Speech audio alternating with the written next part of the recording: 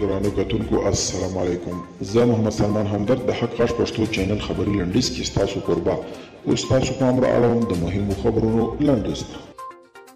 د امریکا د بهرنیو چارو وزیر انټوني بلینکن ولسمشر غني ته په استول شوي لیک کې د افغان سولې په تړاو د خلیلزاد له لوري د وړاندې شوي طرحې پخلی کړې دي او ویلي دي چې واشنګټن له ملګرو ملتونو غواړي چې د افغان سولې لپاره د امریکا ځانګړي استازي او دغه راز د روسیې، چین، پاکستان، ایران او هند د بهرنیو چارو وزیرانو په کچه یوه ناسته راوبولي او د افغان سولې لپاره پر یوه جامع او واحده کړنلاره خبرې اترې وکړي. د ایران دفاع وزیر امیر حاتمي ویلي که ایران د اسرائیلو پر ضد کوم نظامي اقدام وکړي تل ابیب به له خاورو سره سم کړي. دا په داسې حال کې دی چې اسرائیلو مخکې ویلي وو چې که نړیواله ټولنه د ایران د اټومي پروګرام مخنیوی ونه کړي دوی به په خپله یوازې په توګه اقدام وکړي.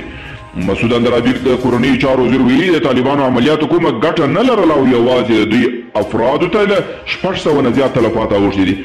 حمدالله محب د ملي امنیت سلاکار تاوتریخوالي زموږ د اجراءاتو پر اثر 60 سلنه کم شوی دي او احمد جاوید جیهون د 123 رایو په ترلاسه کولو د ولسي جرګې د لومړي نایب په توګه وټاکل شو.